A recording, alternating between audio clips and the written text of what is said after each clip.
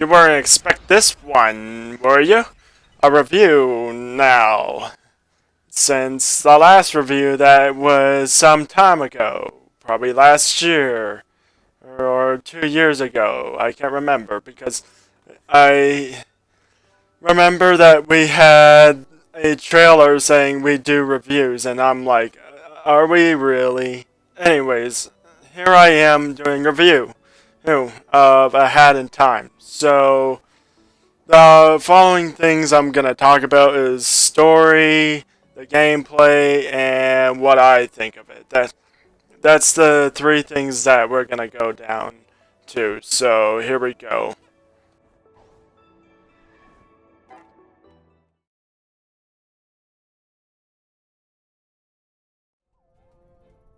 So, what's the story about A Hat in Time? Well, it's about a little girl who's trying to go home with hourglasses, and a a guy just punches through her ship, making all the hourglasses fall out of her ship, and just makes her collect all her hourglasses again, and so she can go home. But she has to go through different stages, which all these little stages and everything are very unique. They're really thought out. All of them have their own story, like these two birds having an argument about which movie's better than theirs. Like which one's the better movie, and so you get to help them determine which one's the better one, which one gets the Oscar award.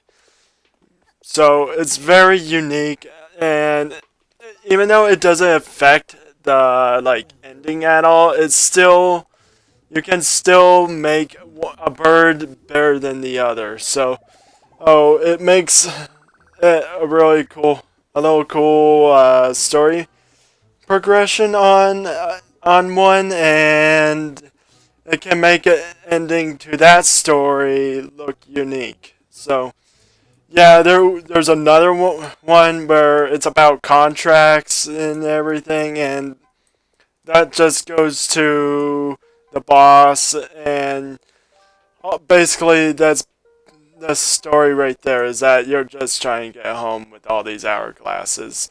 I don't want to spoil too much of what happens in the game, because basically it's an experience that you should try out if you are interested in this game.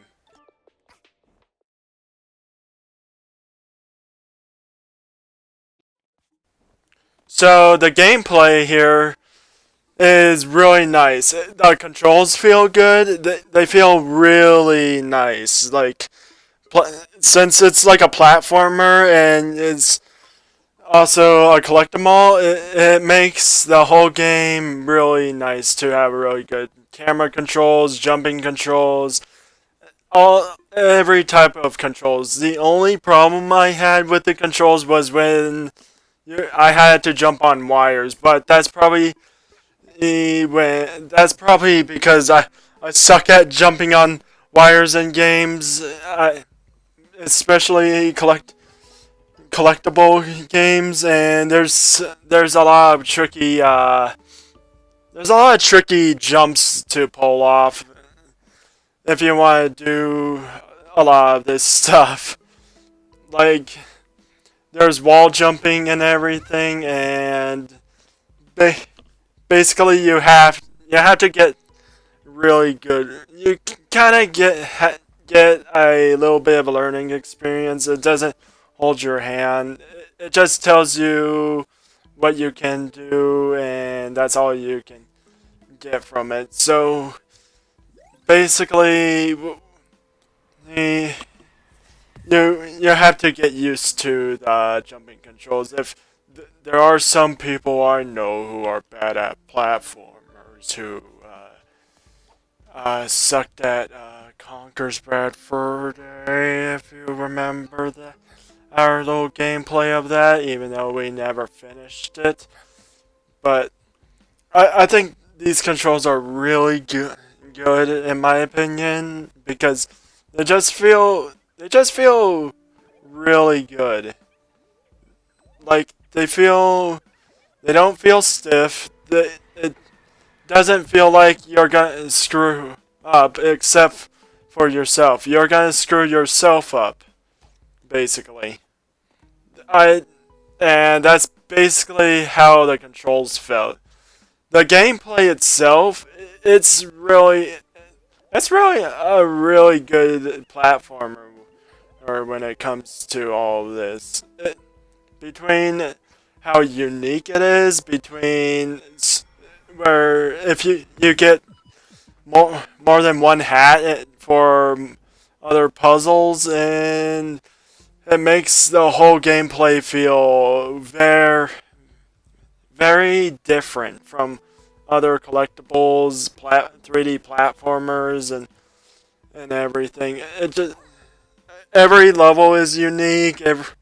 Every style of the level is really nice. It makes every time you go to a level makes it a little bit more dynamic and different. It just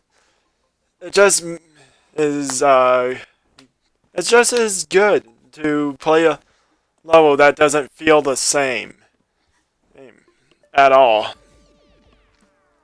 Even with the objectives and everything, it makes it really like fun.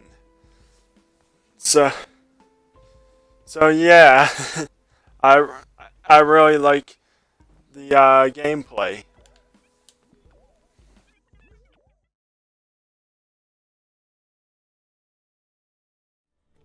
I had an amazing experience with this game. I love the characters, I love the atmosphere, I love every type of level. I had such an enjoyment that I would recommend people who like platformers or collectibles like Banjo Kazooie or well, then again, it doesn't feel like Banjo Kazooie at all either. Now that I think of it, it just feels like its own game. Because it just has such uniqueness that it's that type of thing where it doesn't belong in a Banjo Kazooie thing or anything that's collectible at all. It just feels like it's its own thing, and I like it like that. Like it's a platformer that I had so much fun with, and there was only one part that I liked, but it felt very weird and off-putting of this game.